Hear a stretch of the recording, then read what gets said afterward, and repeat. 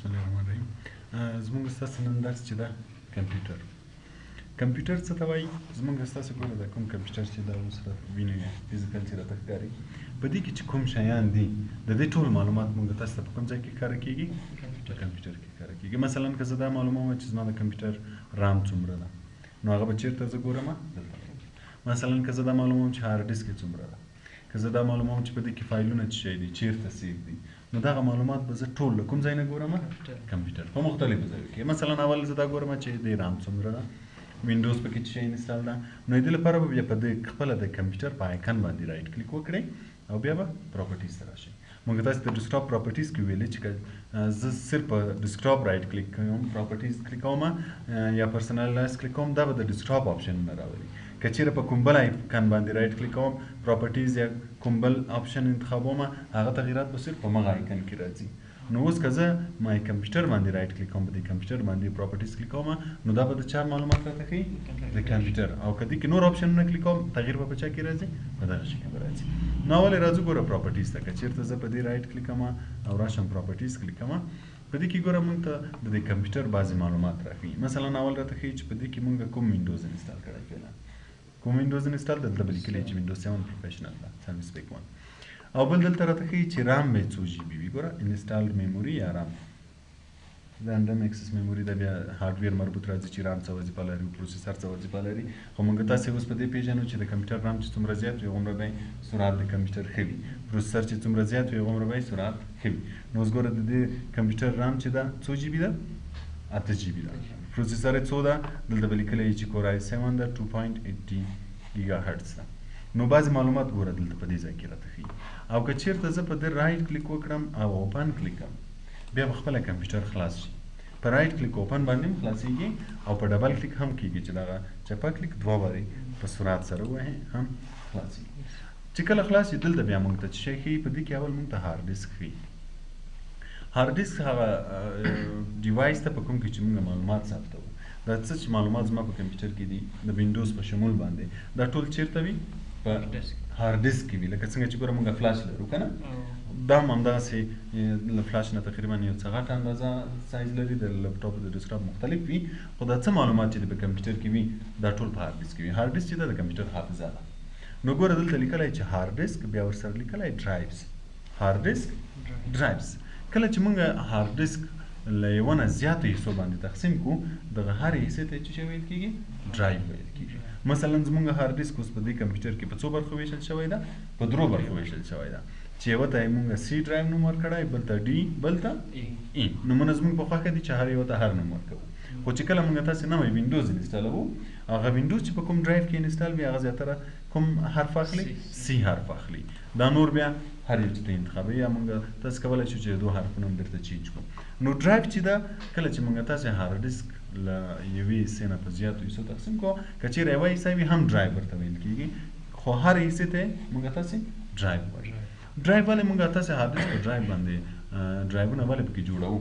ډرایوونه یې دې په خاطر جوړوو تر څو زموږ ستاسې معلومات جدا وي. مثلا زه وینډوز په یوه ډرایو کې انسټال کړم، خپل شخصي فایلونه په بل ډرایو کې کړم، بعضې نور فایلونه په بل ډرایو کې کړم. نو کولی به یې دا وي که چېرته زما وینډوز خرابېږي، وینډوز زیاتره خلک په سی ډرایو کې انسټالوي، که چېرته وینډوز خرابېږي نو زیات امکانات د دې شته چې سی ډرایو کې چې شیان وي هغه ټول له منځه لاړ شي. خو دا نورو ډرایو کې کوي د هغوی امکانات بیا کم دي. که چېرته موږ تاسې پارټیشن ونه کړو نو د هغوی امکانات بیا کم وي چې زه کله وینډوز مې خراب شي، سی ډرایو فارمټېږي، د سی ډرایو ټول شیان له منځه ځي، بل وینډوز بېرته په سی ډرایو کې اچوم، چې کله مې وینډوز بېرته راغله دا معلومات به مې بېرته په ځای وي. نو ډرایوونه د دې په خاطر جوړوو چې زموږ ستاسې معلومات جدا وي. مثلا وینډوز یوه کې وي، نور شخصي فایلونه او دفتري شیان هم په بل کې وي. هر ډرایو کې چې وینډوز وي ګوره هلته به دغه د وینډوز علامه وي ورباندې، وینې دا د وینډوز علامه. نو د دې مطلب دا چې زموږ ستاسې وینډوز په کوم ډرایو کې ده؟ په سی ډرایو کې ده. نو اوس موږ تاسې په دې هارډ ډیسک کې څو ډرایو لرو؟ 3 ډرایو لرو. بیا چې کله موږ ډرایو خلاص کړو، اوس مثلا زه یا دا ډرایو خلاص کړم یا دا، اوس که زه دا ډرایو خلاصوم ډبل کلیک هم کولی شي یا رایټ کلیک اوپن هم کلیکولی شي. له دې طریقې هم خلاصولی شي، او که 2 کلیکه پرې ووهې هم کېږي. ډبل کلیک اسانه طریقه ده، نو ډبل کلیک باندې به خلاصوو. و چې زه کله سی ډرایو خلاص کړم، ګوره سی ډرایو کې بیا دغه زیړ شکلونه دي چې دې ته موږ تاسې څه شی وایي؟ فولډر. دې ته فولډرونه وایي. اوس ګوره چې سی ډرایو مې خلاص کړه، په دې کې هم بعضې فولډرونه دي. ټول څو شیان دي دلته به لیکلي وي چې ټول څو شیان موجود دي دلته 28 چې بعضې فولډرونه بعضې فایلونه د ټول مجموعې 28 دي. که بیرته زه شاته ځم بیا دغه علامه وهو بیک ټو کمپیوټر ګوره بیرته به شاته راشي. اوس که زه غواړم چې ډي ډرایو ته لاړ شم بیا به په ډي ډرایو ډبل کلیک کوم. ګوره د ډي ډرایو په منځ کې فولډرونه او فایلونه هر شی چې وي هغه به راته وښیي چې مجموعاً څو دي 55 دي پکې. که بیرته شاته ځم بیا دا کوم. که چېرته د بل ډرایو ته ځم په دې به ډبل کلیک کوم دې منځ کې چې هر شی وي هغه به ټول راته ښیي چې تعداد یې 46. که بیرته شاته ځم بیا که زه کوم ډرایو ته راشم مثلا ډي ډرایو ته راغلم په دې کې دا فولډر شکلونه دي. اوس مثلا د مایکروسافټ وینډوز 7 فونن فولډر ده. که زه ګورم چې په دې کې څه شی دي نو بیا به یا رایټ کلیک اوپن یا ډبل کلیک اوپن. خلاص کوم ګوره په دې کې به هم بعضې شیان دي. نو دغه شکل ته چې دا ډرایو ویل کېږي چې موږ کله هارد ډیسک په څو برخو ویشو دې ته ډرایو ویل کېږي. ښه والی به یې دا وي چې زموږ وینډوز به په یوه ډرایو کې وي او نور معلومات به مو په بل ډرایو کې وي. که چېرې وینډوز خرابېږي نو زموږ معلومات به جدا وي ورنه هغو ته به مشکل نه پېښېږي. او فولډر بیا د ډرایو منځ کې چې کله موږ تاسې فایلونه جدا کوو نو بیا د چا په ذریعه جدا کوو د فولډر په ذریعه جدا کوو. که چېرې زموږ فولډر ونه لرو که نه نو ټول فایلونه په یوه ډرایو کې واچوو نو بیا به پیدا کول راته سخت وي. اوس مثلا زه دلته ګورم د ورډ فایلونه لرم د اکسس لرم د ایکسل لرم د وینډوز لرم که نه چې ما ته مشخص جدا دي چې اکسس فایلونه مې ټول په دغه کې دي. نو که کله زما د اکسس فایل په کار شي راسم ډي ډرایو ته راځم بیا اکسس فولډر خلاصوم. مثلا که مې د اکسل په کار وي نو دا نو که چېرته دا ټول په فولډرو کې نه وای یو ځای وای نو بیا موږ ګوره پیدا کول راته سخت وي. لکه اوس ګوره موږ تاسې کور جوړوو که نه د کور منځ کې بیا اتاقونه جوړوو. ولې اتاقونه جوړوو چې د هر سړي حساب کتاب ځان ته جدا وي که نه. مثلا یو اتاق مهمانخانه وي یو اتاق د اوسېدو وي مثلا اشپزخانه جدا وي که نه. بیا د اتاق منځ کې چې کله اتاق ته راځو ګوره اتاق منځ کې بیا موږ له المارۍ نه یا له بکسو نه استفاده کوو چې مثلا کالي مو جدا وي لوښي جدا وي هر شی جدا جدا وي. که چېرته جدا نه وي نو دا ټول په د کوټه کې سره المارۍ هم نه وي باکس هم نه وي ټول د سره ګډ کړي وي که نه نو بیا به د یو شي پیدا کول څومره سخت وي که نه. مثلا که په کالیو پسې ګرځې نو ته به ټول لوښي او هغه سره خوا دې خوا کوې نو د یو شي پیدا کول به بیا ډېر جنجالي وي. نو دلته هم موږ تاسې د فایلو د سیسټم د جدا کېدو لپاره موږ ډرایوونه جوړوو چې مثلا وینډوز یوه کې شي فایلونه په بل کې شي. بیا ډرایو کې د فایلو د جدا کېدو لپاره موږ فولډر استعمالوو چې مثلا د هر پروګرام عکسونه په یوه فولډر کې وي موویز مو په بل فولډر کې وي پرسنل فایلونه په بل فولډر کې وي د دفتر فایلونه په بل فولډر کې وي. نو چې هر یو په کارېده راسم به هماغه فولډر ته ځو نو موږ تاسو ته به استفاده اسانه وي پیدا کول به یې راته اسانه وي. نو دغه شکلو ته بیا فولډر وي. که چېرې کوم فولډر جوړوي چېرته جوړوي مثلا یا په سی کې یا په ډي کې په هر ډرایو کې چې جوړوي را به شو مثلا ډي ډرایو ته زه غواړم چې یو فولډر جوړ کړم. دلته خو تیارې څه فولډرونه شته خو زه غواړم چې یو بل هم جوړ کړم. نو چې کله فولډر جوړوي بیا به په خالي ځای باندې که چېرته زه په دې فولډرو کلیک کوم ګوره دا اپشنونه د فولډرو راځي یعنې که زه اوس تغیرات راولم دا په دغه فولډر کې راځي که یې اوپن کوم که یې ډیلیټوم هر تغییر چې راځي هغه په هغه کوم فولډر چې د رایټ کلیک وهلی په مغه کې راځي. خو که نوی فولډر جوړوي بیا خالي ځای کې رایټ کلیک وایي خالي ځای کې چې د رایټ کلیک وګوره دلته راځي نیو په نیو کې بیا فولډر به کلیکوي دا یوله بله لارې دلته ګوره راسه نیو لیکلی یعنې چې کرسر ورباندې راشي دلته به مو هم لیکل چې کریټ ا نیو امپټي فولډر. اوس که زه دا کلیک کوم ګوره دلته به یو فولډر جوړ شي. نوم به یې راسم لیکل کېږي ګوره دا هایلایټ ده چې که غواړې نوم ورکړې دلته یو نوم زه ورکوم مثلا زه نوم ورکوم چې مای وینډوز پروګرام فات which is انټر وهم د نوم همدا شی شو. اوس ګوره دلته جوړ شو. کله که زه دا خلاصوم په ډبل کلیک یا رایټ کلیک اوپن خلاص یې کوم تر اوسه یې منځ کې شی نشته ځکه چې موږ تر اوسه یې شی نه دي ورچولی که نه. که د دې منځ کې بیا فولډر جوړوم بیا یا په دې طریقه جوړوي یا رایټ کلیک نیو فولډر هر ځای کې چې فولډر جوړوو فقط یا رایټ کلیک یا له دې ځای نه. که زه غواړم چې په ډیسکټاپ فولډر جوړ کړم مثلا دلته جوړوم په ډیسکټاپ هم کولی شم رایټ کلیک نیو فولډر چې بعضې شیان په ډیسکټاپ کې واچوم. خو دا شی په یاد اوسه چې همیشه ډیسکټاپ چې ده د سی ډرایو حصه ده. که چېرې زموږ شیان په ډیسکټاپ کې وي که نه نو هغه په کوم ډرایو کې دي هغه په سی ډرایو کې دي. دلته موږ تاسې چې بیا وروسته وایو د ډاکومنټس په نوم هم یو ځای لرو چې ډېر خلک فایلونه افیشل د دفتري کارونه او شیان په ډاکومنټ کې اچوي. ډاکومنټ هم همیشه د سی ډرایو حصه ده. ډیسکټاپ او مای ډاکومنټ د کوم ډرایو حصه ده د سی ډرایو حصه ده. نو که چېرته اوس ما په ډیسکټاپ باندې دغه فایلونه دي که چېرته زما د کمپیوټر وینډوز خراب شي نو زه چې کله نوی انسټالیشن کوم او سی ډرایو کې فارمټ شي نو د ډیسکټاپ شیان ټول له منځه ځي د مای ډاکومنټ شیان ټول لمنځه ځي. نو همیشه هم دې ته باید پام وي چې شخصي فایلونه وي او اپیشل کوم شیان چې تاسو غواړئ چې له منځه باید لاړ نه شي په اساني سره، نو هغه باید تاسو په ډیسکټاپ سیو نه کړئ، نه په ډیسکټاپ کې سیو کړئ، نه په مای ډاکومنټ کې سیو کړئ، او نه په سی ډرایو کې سیو کړئ. همیشه په دا نورو ډرایو کې سیو کوئ. چې که چېرته وینډوز خرابېږي او موږ تاسې نوی انسټالیشن کوو، نو د سی ډرایو شیان له منځه ځي. نو چې سی ډرایو له منځه لاړو، د ډیسکټاپ هم له منځه ځي، د مای ډاکومنټ هم له منځه ځي، خو دا به موږ تاسو سره بیا پاتې وي. خو دې لپاره چې دغه هم خراب نشي، نو بیا ښه به دا وي چې موږ تاسې دا کوم معلومات چې ضروري وي را سره د دوی یو کاپي یا په هارد ډیسک، په یو ایکسټرنل هارد ډیسک کې ولرو، فلاش کې ولرو، یا په سی ډي ان کې ولرو، چې که چېرته هارد ډیسک خرابېږي، کمپیوټر ورکېږي، بل مشکل راځي، نو موږ تاسو سره خپل د معلوماتو کاپي یو بل ځای کې هم واوسېږي. پوه شوئ؟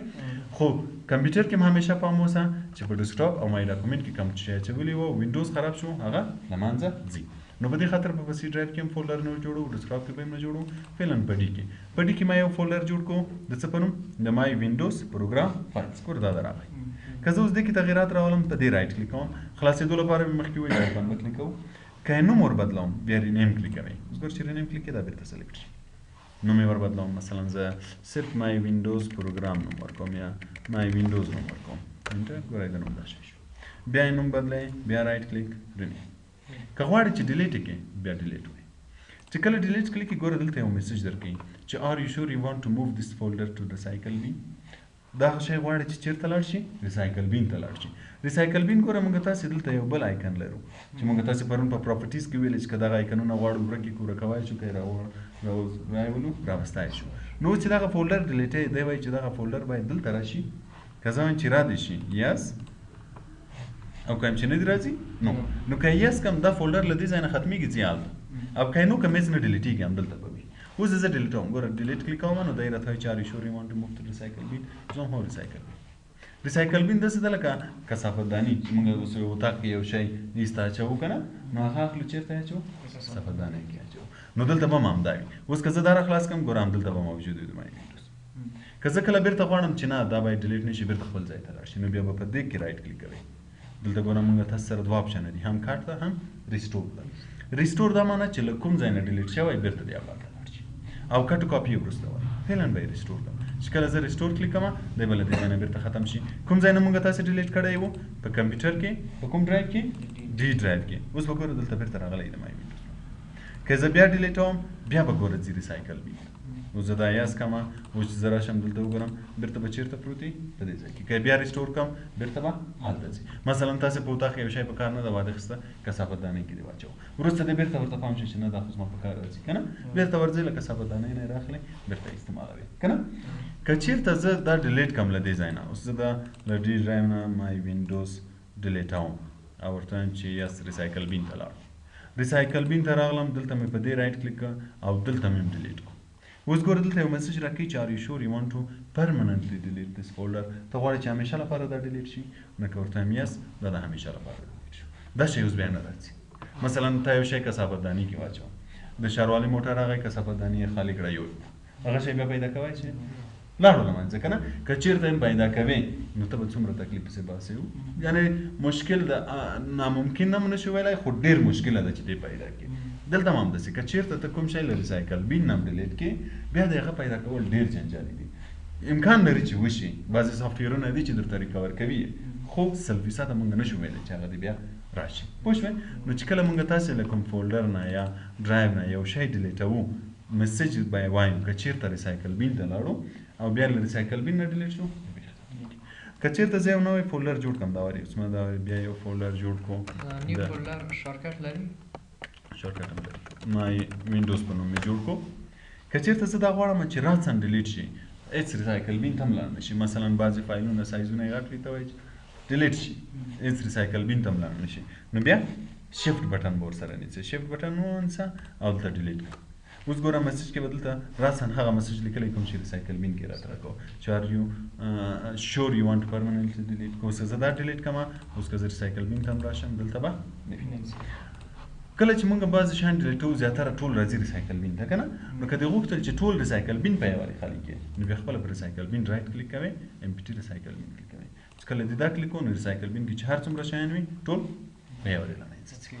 او بل چې کله موږ تاسو یو شی سیف کوو ګوره دا حافظه لري اوس دغه ډرایو چې د دې ډرایو اندازه څو ده دلته به لیکلي وي اوس فعلا اوه.50 جی بي خالي ده ټول سایز یې څو ده 6 جی بي د دې ډرایو سایز ټول 1.6 جی بي ده د دې ډرایو سایز ټول 9.99 جی بي ده چې کله دا ټول سره یو ځای کې د چا اندازه کیږي د هارد ډیسک مثلا دا او دا ټول جمع کې 2.5 جی بي کیږي نو زموږ ستاسو د کمپیوټر هارد ډیسک څو جی بي ده 2.5 ده چې په درو برخو تقسیم شوی ده نو هر شی چې موږ تاسو په کمپیوټر کې اچو دا په دې حافظه کې ځای نیسي اوس مثلا زه په ډي ډرایو کې یو شی مې سیف کړو نو دا حافظه به کم شي او ځای به ونیسي کنه کله چې موږ تاسو ډیلیټو چیرته ځي ریسایکل بین ته ځي بیا هم ځای نیولای وي اوس مثلا ته یو شی ډیلیټوي اوس موږ تاسو په ډي ډرایو کې څومره ځای ده دلته به ګوره لیکلی وي چې 298 MB خالي ده کنه که چیرته زه یو فولډر مثلا د دې فولډر سایز 10 جی بي ده که زه دا ډیلیټ کما او دا راشي ریسایکل بین ته بیا به هم په دې کې ځای هم دومره وي ځکه چې ریسایکل بین هم بیرته د همدو حصه ده یعنې تر څو له ریسایکل بین نه ونوځي حافظه یې دلته نیولې وي نو چې کله له هغه نه هم ډیلیټ شو دلته بیا حافظه خالي کېږي پوه شوې دا شو کمپیوټر نو کمپیوټر آیکن څه کار کوي چې د زموږ ستاسو کمپیوټر کې څه شی وي د هغه موږ دلته هم کتای شو هم استفاده کولی شو مثلا که ایرام شیان ګورئ رایټ کلیک پراپرټیز دلته ایرام او پروسیسر بعضې نور شیان کتای شي او که ډبل کلیک پې ووایئ نو خپله کمپیوټر خلاصېږي چې په هغه کې اول هارد ډیسک چې حافظه ده په هارد ډیسک کې بیا ډرایوونه لرو چې کله موږ هارد ډیسک په څو برخو وویشو هرې برخې ته ډرایو وایي سی ډرایو موږ زیاتره د وینډوز لپاره استعمالوو دا نور ډرایوونه د خپل فایلونو لپاره استعمالوو بیا په فولډر کې موږ تاسو فولډر لرو او فولډر جوړول رایټ کلیک نیو ډیلیټولی رینیم کولی شي خپله په فولډر رایټ کلیک وهئ هم رینیم کولی شي هم ډیلیټ کولی شي چې کله یې ډیلیټ کو ریسایکل بین ته راځي له ریسایکل بین نه کوم ډیلیټ کو بیخي ختمېږي پوه شوئ تر دې ځایه پورې